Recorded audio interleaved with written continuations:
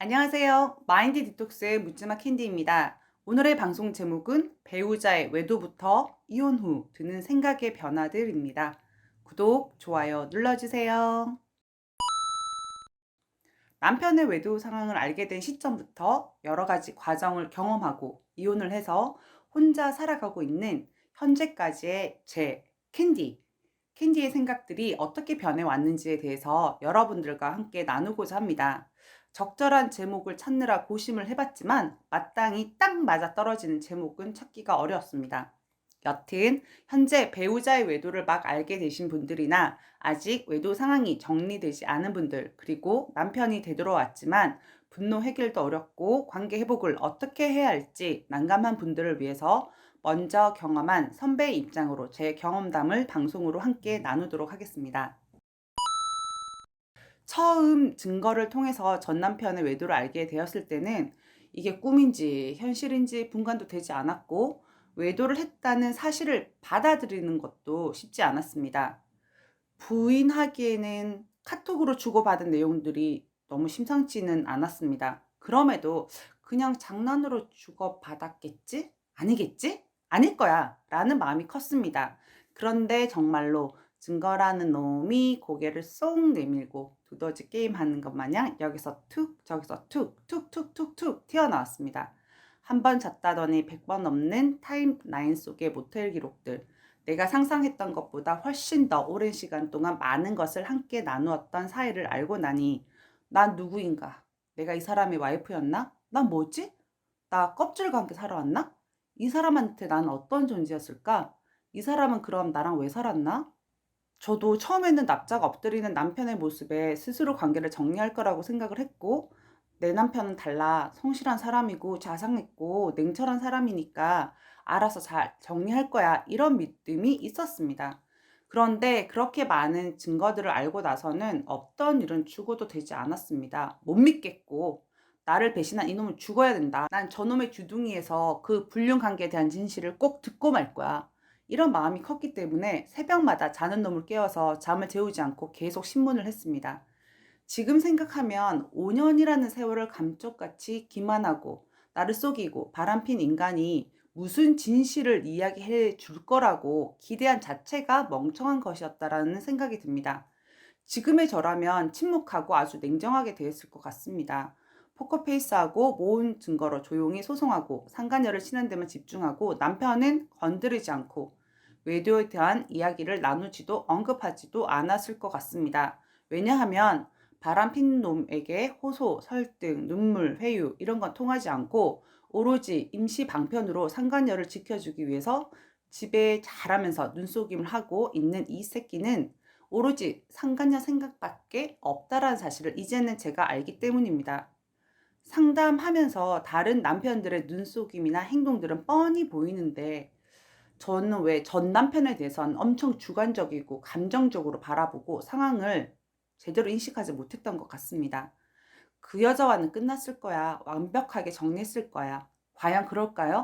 다른 건 몰라도 7, 8개월 쥐 죽은 듯이 내 비위를 맞춰주던 전 남편도 기억을 더듬어 보면 상간녀 박살을 내고 온 날 노트북도 뽀겠고 이혼한다고 개지랄을 했고 후라이팬을 들고 저를 때리려는 신용도 했었거든요. 그렇게 상간녀가 나한테 박살당한 게 분하고 안타까웠나?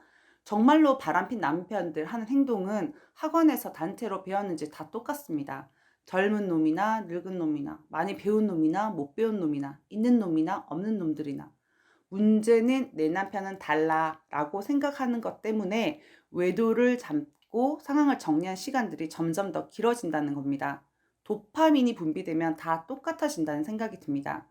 전 남편이 나에게 온갖 형사 고소를 하고 경찰을 맨날 불러 제끼고 이혼 소장을 보낸 것도 그 당시에는 내가 너무 분노하고 발광하고 포악질을 해서 너무 힘들어서 그러나? 이런 생각들도 멍청하게 한 번씩 했었습니다. 그런데 아닙니다. 상간녀가 지 마음속에 들어있으니까 제가 원수로 보였을 겁니다. 지 마음속에 들어있는 상간녀도 못 만나게 하고 괴롭혔으니까요. 이혼 소장을 받고 기각하는 단계가 가장 고통스러웠던 시간들로 기억을 합니다. 집안에서는 투명 인간 취급을 당하고 시댁에서의 제 자리, 집안에서의 엄마 자리도 모조리 없애버렸으니까요. 마트도 아들이랑 둘만 가고 생활비 등 일체 다 끊어버리고 저는 걔보다 못한 취급을 받았었습니다. 아, 기억나네요. 그 시절 정말 극강의 고통과 외로움을 느꼈습니다. 귓가에서는 죽으라고 하는 환청도 들렸었습니다. 그 시절 제가 자존감이 높았고 좀 더 현명했더라면 그렇게까지 내 자신을 잃어버리고 바닥을 치고 있는 상황까지 가지 않았을 건데라는 생각이 듭니다. 저는 이혼 소장을 보내는 남편들은 사학이 최고조이고 자식을 낳고 함께 살아온 세월에 대한 아내에 대한 어떤 의리조차도 없는 인간들이라고 생각합니다. 바람을 폈어도 이혼 소장을 보내는 건 하지 말았어야 하는 게 아닌가? 라는 생각이 들고 기각하는 과정이 가장 고통스럽기 때문에 남편의 가출과 기각 과정에 있는 여러분들이 얼마나 힘들고 아플지 다 압니다. 그런데 그런 시간들이 저 같은 경우에는 꼭 필요한 시간들이었다라는 생각이 듭니다.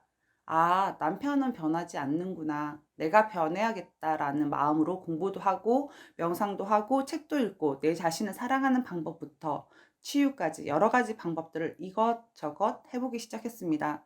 그렇게 조금씩 조금씩 제 자신을 저로 채우다 보니까 제가 가장 중요해지더라고요.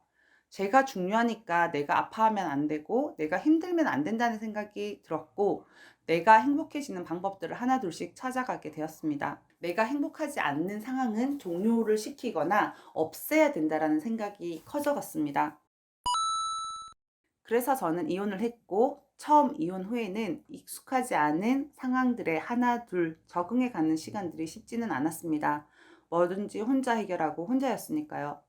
혼자 말하고 혼자 생활하고 그런데 지금은 익숙해져서 이런 상황이 평온한 단계까지 왔습니다. 이혼을 선택하고 안 하고는 바람을 걸리고 나서 남편의 행동에 따라 혹은 아내분이 지향하는 행복의 기준점에 따라 얼마든지 달라질 수 있습니다. 경제적인 부분도 무시 못하는 겁니다. 전 남편 사업이 망해서 개인 재산까지도 문제가 생길 상황이었고 저는 바람핀 남편보다는 돈이 훨씬 더 중요하게 생각되기도 했었습니다. 너무나 사악해서 이제는 저 사람이랑 살 수 없겠다라는 생각이 들었기 때문입니다. 이혼을 하고 나서 배우자의 외도를 경험한 많은 남편분들과 아내분들과 상담을 하면서 그리고 그분들 중에서 부부관계 회복을 하신 분들과 이혼을 선택하신 분들이 각자 살아가는 모습들을 보면서 제 생각들도 많이 바뀌게 되었는데요. 이혼을 하면 불행하고 부부관계 회복을 하면 행복하고 그런 게 아니더라고요. 어떤 선택을 하든지 자신을 사랑하고 자신의 행복을 기준으로 선택해서 살아가시는 분들이 행복하게 살아가시더라고요. 밖으로 보이는 표면적인 모습보다는 어떤 상황이 있더라도 오롯이 행복감을 느끼며 자신있게 살아가는 분들이 멋져 보였습니다. 남편이 있든 없든 그게 그닥 내 행복에 큰 의미가 없어지는 순간이 옵니다. 예전에는 남편이 바람을 피면 피고통이다 이런 말 정말 많이 했었는데요. 남편도 생각해보면 타인인데 그게 남편이든 누구든 그 타인 때문에 소중한 내가 그렇게 아파해야 할 이유가 없다라는 생각이 듭니다. 남편이 바람을 폈다면 그래 너가 바람을 폈구나. 그래서 미쳐있는 상태라면 제정신인 내가 내 가정을 지키겠다. 이런 쿨한 마인드가 아닐까라는 생각입니다. 남편이 바람을 폈다고 내 영혼이 다 날아가고 그렇게까지 아파하고 내가 흔들릴 일인가? 내가 얼마나 소중한데 저 사람 때문에 이렇게 휘청거려야 하나? 그럴 이유는 없다. 난 나야. 난 나라고. 이런 마인드가 필요합니다. 큰 그림을 그려서 그냥 직진하시면 외도 상황은 잡힐 수 있다라고 생각합니다. 지금 현재 제 생각은 여기까지 이렇게 변했습니다. 시간이 지나고 나면 또 어떻게 바뀔지는 모르겠습니다. 네, 오늘 방송은 여기까지 하도록 하겠습니다. 네이버 카페에서 묻지마 캔디 마인드 디톡스로 검색을 해주세요. 상담을 통해서 여러분들의 문제 해결에 실질적인 솔루션을 제공해 드리겠습니다. Have a sweet mind detox. 다음 방송일에 우리 또 만나요. 안녕.